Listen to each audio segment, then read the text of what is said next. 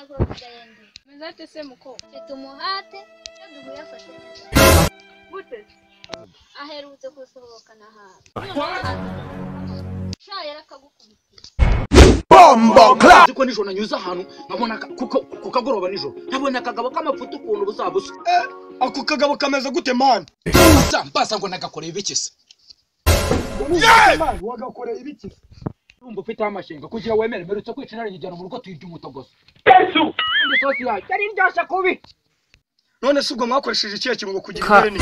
kwa dukoresha ibirungo bitandukanye man icyambere afide amaganga ikira cy'urusenda ndetse n'ubumara man ibi bintu n'ubuhotozi ntago uzongera kujyana nawe uri ikicanye raka ibyo shaka ubwo ndabashaka amagaye kugira ngo mbate muvugisha cyangwa unobe abasheri mwaratsinze twumve da aro sheri ngo bimeze bite iki kikora kiwe imbere tujye mu kasambara sheri ni umuntu nyine warunsabye igihumbi nari muremeye nyine ariko ngo mu butayu so mu butayu twagira bafite n'isubizo twagira sahara gute nako sesha naho kero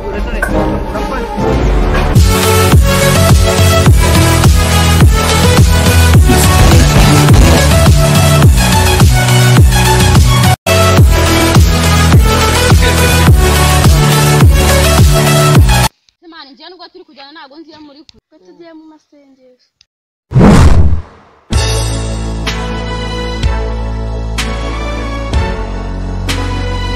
umva none kambabwira uzi ibitangaza Imana yankoreye yamaye sheri wanje mwiza kandi unkunda ni mwiza umva nyura ku bagabo bose indimi bakazijya ngo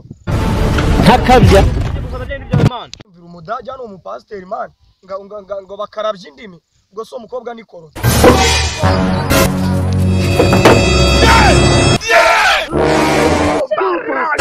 ariko iyi famiye ni ibisambo gusa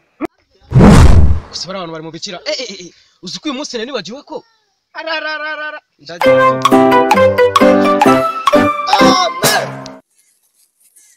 Mana uko watabaye Daniel mu rwego rw'inani zimurya Mana nawe ndagushimye Mana ndagusaba n'ukuri ko Imana Mana n'abantu bari ikibazo ufite ikihe kibazo ko mbona wikanye reka nta kibazo na kimwe mfite reka cyangwa utinya icyo kintu kivuze umuntu w'umugabo yatinya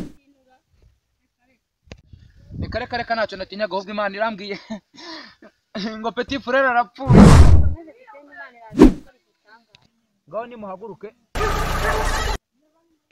dukora iki kudakomeza duhaguruke dusoze dutahe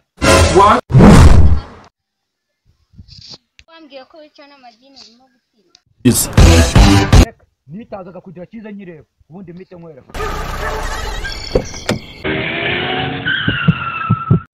nase makuna nije gusenga ukaba uri kwirukanga nurirukanswa n'ibiki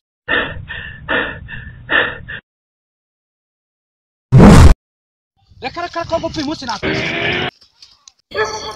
mbiswa mama we